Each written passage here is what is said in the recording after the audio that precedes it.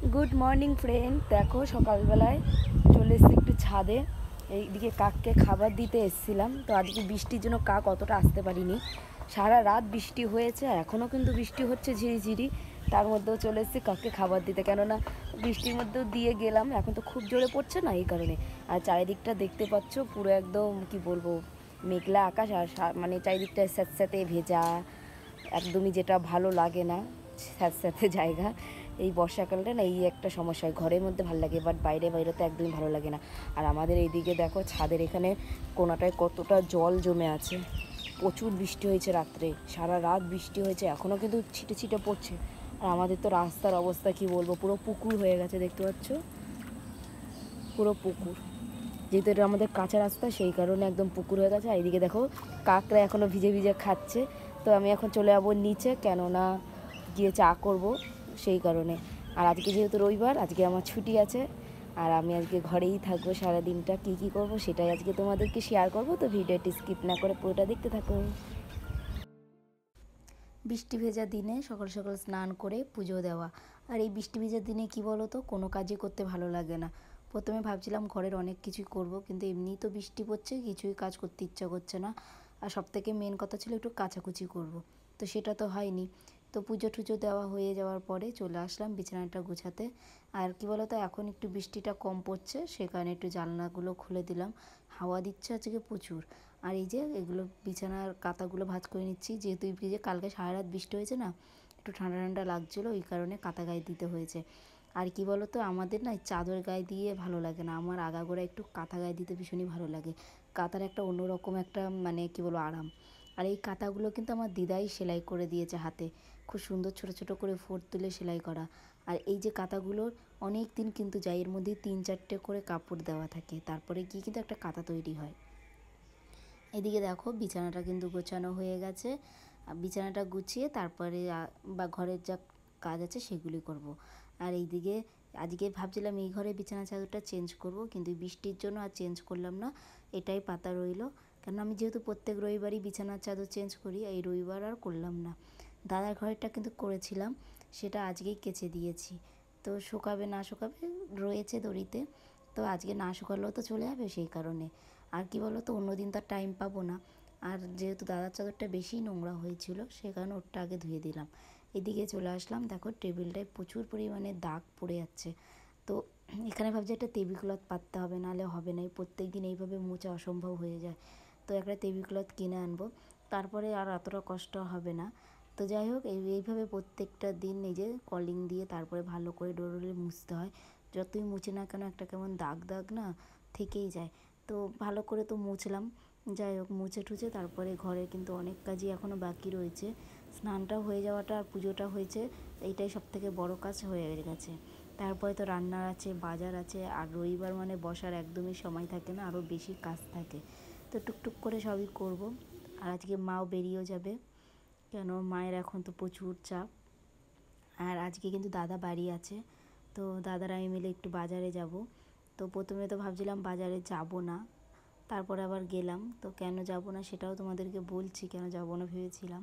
আর এদিকে দেখো টেবিলের ওপরে যেগুলো পেতে দিলাম, এর উপরে থালা রেখে খাই, তাহলে ভালো হয়, দাগ হয় না। এখানে কিছু বোতল ছিল, সেগুলো এখন এই যে ভরে নেবো। এই বোতলগুলো না এত পরিমাণে মানে খালি হয়ে গেলে সব ওইখানেই পড়ে থাকে। আর এই যে হাওয়া দিচ্ছে এত পরিমাণে, কি বলবো, বোতলগুলো ওখান দিয়ে নিচে ধুপ ধুপ করে পড়ছিল। তো ভাবলাম না, নিচে রেখে দিই। তারপরে এই দিকে দেখো আমি এখানে যে বাসনগুলো রয়েছে সেগুলো সব মানে ধোবো।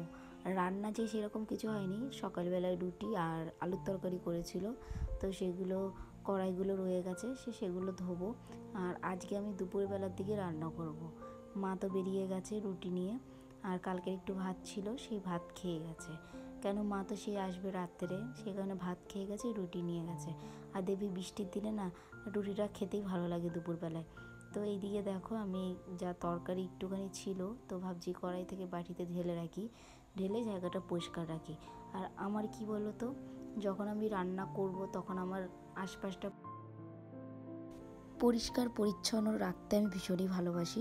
আর দেখবে রান্না করার সময় যত পরিষ্কার পরিচ্ছন্ন থাকবে চারিদিকটা, তত রান্নার দিকে একটা বেশ ভালো মনও লাগবে। আর যদি বাসন আওলানো থাকে তখন তো মনে হবে কাজও অনেকটা, মনে হয় যে অনেক কাজ রয়েছে, প্লাস আবার রান্না করতেও সেরকম একটা ভালো লাগে না। তো যাই হোক, পরিষ্কার পরিচ্ছন্ন জায়গায় সব কিছু কাজ করতেই তখন ভালো লাগে।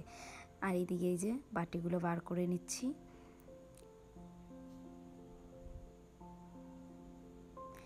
আর এই যে এই কড়াইতে একটু তেল ছিল, সেই তেলটা একটা বাটিতে ঢেলে রাখলাম, তাহলে কড়াইটা আর মেজে নিতে পারবো। আর আমার না এই ওভেনের ওপরে এরকম কড়াই এইসব সাজিয়ে রাখতে আমার একদমই ভালো লাগে না।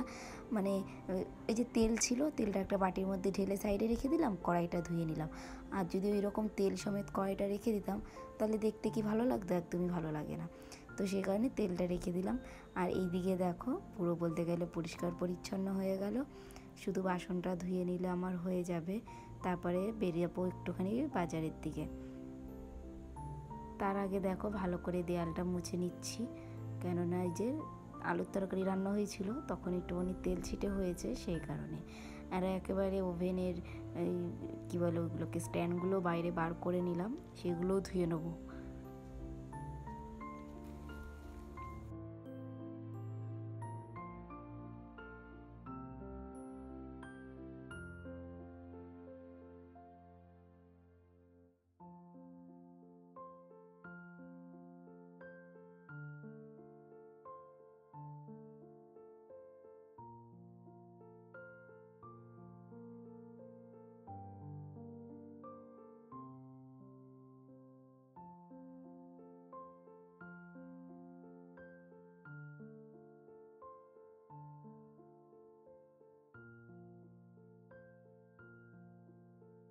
এইসবে দাদা ফোন করলো, এখন একটু বেরিয়ে যাব বাজারের দিকে।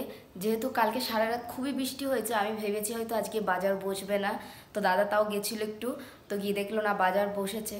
ও তো সেভাবে বাজার করতে পারে না, ওই কারণে আমাকে আবার ফোন করলো যে বাজার বসেছে। এখন দেখো এদিকে এমনি রান্নাঘরটাও পরিষ্কার করলাম, শুধু বাসনগুলো এখন মাজতে পারলাম না, আগে বাজারটা করে আসি। এমনি ওয়েদারটা আজকে তো ভালো না, মানে সারাদিনই বৃষ্টি হবে। আর আমাদের যেহেতু রোববার করেই ছুটি, তো রবিবার দিনই ছাড়া আমাদের বাজার করা সম্ভব হবে না, সেই কারণে ভাবছি না তাড়াহুড়া করে বেরিয়ে তো যাই। দাদা আমার জন্য ওয়েট করছে, এমনি অনেকটা দেরি হয়ে যাবে, বেশি লেট করলে আবার যাই হোক বাজার করে আসতে হবে।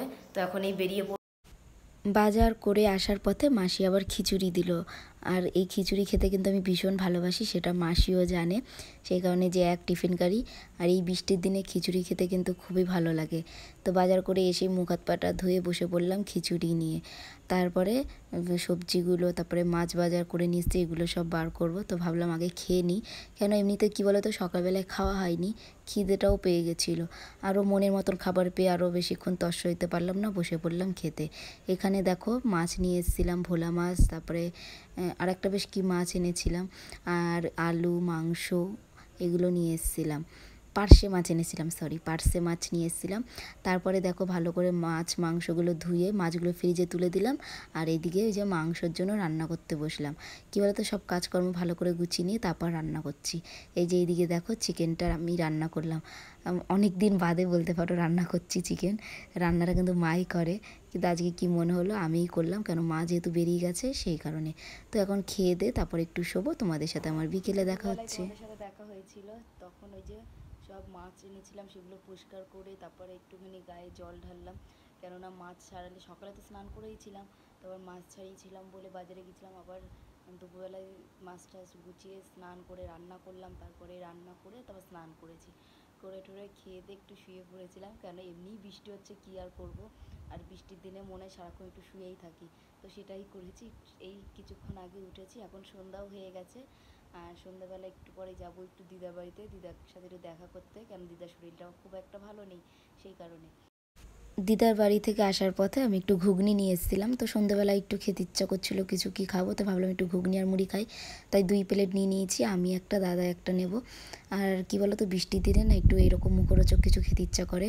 তো চলো বন্ধুরা আজকের ভিডিওটি তাহলে এখানেই এন্ড করছি, দেখা হবে নেক্সট একটি ব্লগে, ততক্ষণে তোমরা সবাই ভালো থেকো, গুড নাইট।